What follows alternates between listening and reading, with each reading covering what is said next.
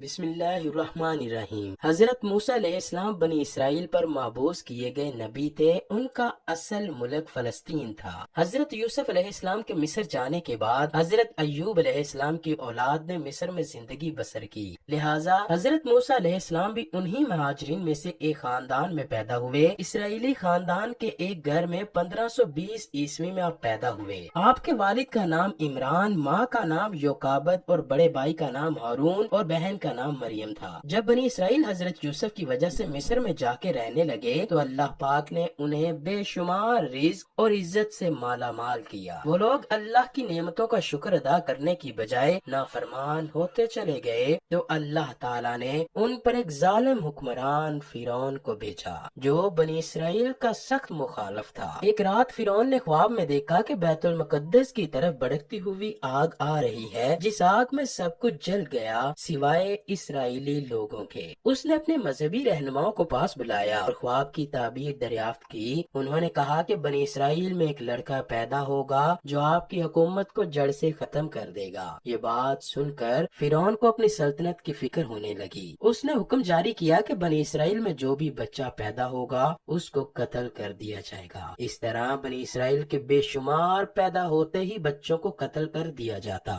فرعونیوں کو یہ ڈر ہونے لگا کہ اگر سارے ہی اسرائیلی بچے مار دیے جاتے رہے تو پھر اسرائیلی غلام ختم ہو جائیں گے۔ اس کے بعد فرعون نے اپنے علماء کے کہنے پر ایک حکم جاری کیا کہ 1 سال تو بچوں کو قتل کیا جائے گا جبکہ 1 سال بچوں کو زندہ چھوڑ دیا جائے۔ چنانچہ طاق عدد کے سالوں میں پیدا ہونے والے بچوں کو زندہ چھوڑ دیا جاتا۔ فرعون کی حکم کی تعمیل شروع ہوئی تو جس سال بچوں کو زندہ چھوڑا جاتا تھا اس سال حضرت ہارون علیہ السلام پیدا ہوئے، اور جس سال بچوں کو مارنے کا حکم جاری کیا گیا اس سال حضرت موسیٰ علیہ السلام پیدا ہوئے۔ حضرت موسیٰ علیہ السلام نے فرعون کے خلاف جد و جہد کی جو مثال قائم کی وہ آج تک نہیں ملتی۔ آپ علیہ السلام فرمایا کرتے تھے کہ ظالم کے خلاف جب تک جہاد نہ کرو گے تو اللہ تعالیٰ اس وقت تک تمہاری مدد نہ کرے گا۔ یہاں فرعون کا واقعہ بیان کرنا مقصود نہیں، یہ سبھی جانتے ہیں کہ کس طرح حضرت موسیٰ علیہ السلام نے کلمہ حق بلند کیا اور فرعونیوں کو نیست و نابود کر دیا۔ ناظرین گرامی، یہودی حضرت موسیٰ علیہ السلام کو اپنا پیغمبر مانتے ہیں اور جگہ جگہ کھدائی کر کے وہ حضرت موسیٰ علیہ السلام کی قبر کو تلاش کر رہے ہیں، کیونکہ حضرت موسیٰ علیہ السلام کی قبر پوشیدہ ہے۔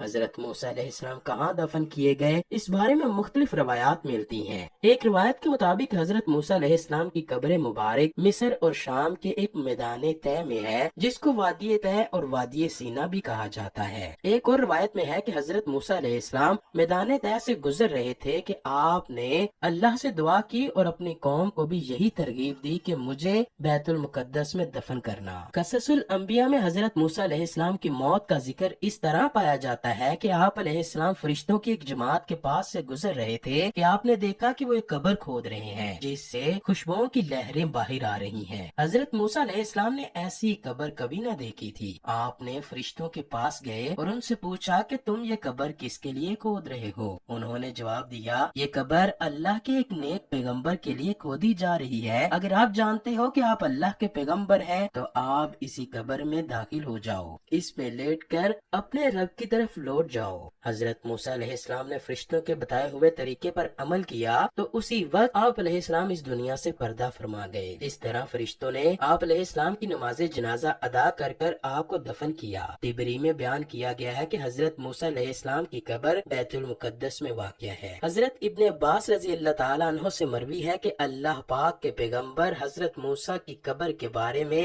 اللہ کے سوا کسی کو کچھ علم نہیں۔ اللہ کے آخری نبی حضرت محمد صلی اللہ علیہ وآلہ وسلم نے اس قبر کے بارے میں کسی کو آگاہ نہ کیا۔ آپ کا فرمان مبارک ہے کہ اگر یہودیوں کو حضرت موسیٰ اور حضرت ہارون کی قبروں کے بارے میں علم ہو جاتا تو وہ ضرور ان دونوں بھائیوں کو اپنا خدا مان لیتے۔ اسرائیلیوں کا یہ ماننا ہے کہ حضرت موسیٰ علیہ السلام کو فلسطین یروشلم کے قریب دفنایا گیا تھا۔ ان کی قبر مسجد اقصی کے ارد گرد ہے، اس لیے یہودی فلسطین کے قبضے کے بعد سے ہی مسجد اقصی کے قریب کئی جگہوں پر کھدائی کر چکے ہیں، لیکن انہیں حضرت موسیٰ علیہ السلام کی قبر کے بارے میں کوئی علم نہیں ہو سکا۔ یہودیوں نے مسجد اقصی کے ہر طرف کھدائی کر کے دیکھ لی، لیکن انہوں نے مسجد کے بائیں طرف کبھی کھدائی نہ کی، کیونکہ ان کا کہنا ہے کہ اگر انہوں نے مسجد اقصی کے بائیں جانب کھدائی کی تو پھر پوری کی پوری مسجد ان پر آ گرے گی۔ اس کے بارے میں کسی کو کچھ علم نہیں کہ حضرت موسیٰ علیہ السلام کی قبر کہاں ہے،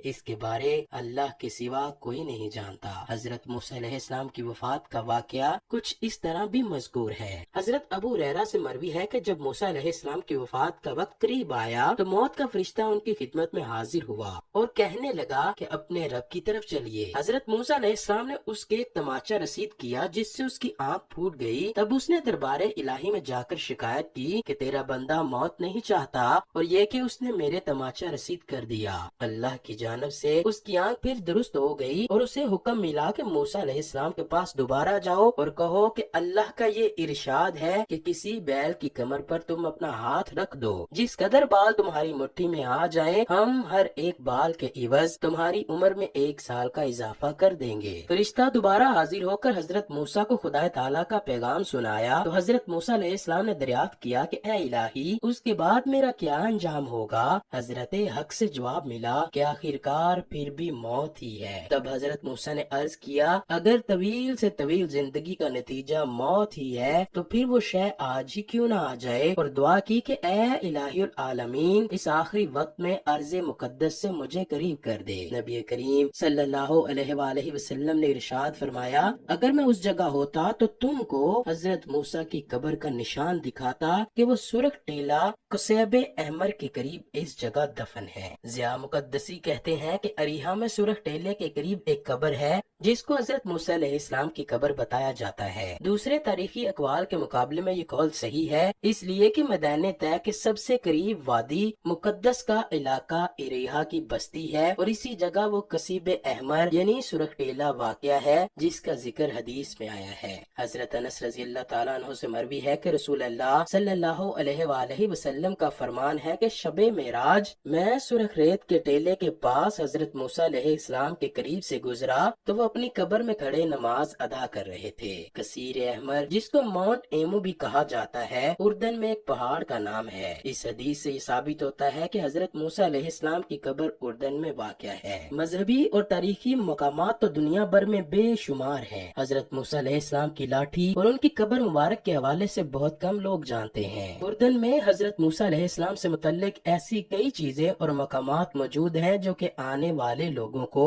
حضرت موسیٰ علیہ السلام سے متعلق جاننے کی جستجو پیدا کرتے ہیں۔ اردن میں جبل نیبو پہاڑ پر حضرت موسیٰ علیہ السلام کے عصا سے مماثلت رکھتا ایک عصا بھی موجود ہے جو کہ اس بات کی طرف نشاندہی کرتا ہے کہ حضرت موسیٰ علیہ السلام کا عصا کتنا بڑا اور طاقتور تھا۔ جبل نیبو حضرت موسیٰ کا آخری مقام ہے جہاں وہ مصر سے اپنی قوم کو لے کر آئے تھے۔ بڑے بڑے پتھروں سے اور ہلکے براؤن رنگ سے بنے پتھر اس بات کی نشاندہی کرتے ہیں کہ یہی وہ پرانا مقام ہے جہاں کافی عرصے سے لوگوں کا گزر ہوتا رہا ہے۔ فلسطین اور بیت المقدس کے عین سامنے موجود جبل نیبو کی بناوٹ کچھ اس طرح کی گئی ہے کہ فلسطین اور بیت المقدس صاف طور پر دکھائی دیتا ہے۔ جبل نیبو کا مقام اس حد تک دلچسپ اور دل فریب منظر سے مزین ہے کہ یہاں سے کھڑا ہو کر جہاں تک نگاہ جاتی ہے پہاڑ اور دریا ہی نظر آتے ہیں۔ اردن اور فلسطین کے آس پاس کے مقامات یوں بھی اسلامی طور پر کافی اہمیت کے حامل ہیں۔ آسمان پر چھائے بادل، پہاڑوں پہ موجود سبزہ اور محسوس کی جانے والی فضا اس بات کی طرف اشارہ کرتی ہے کہ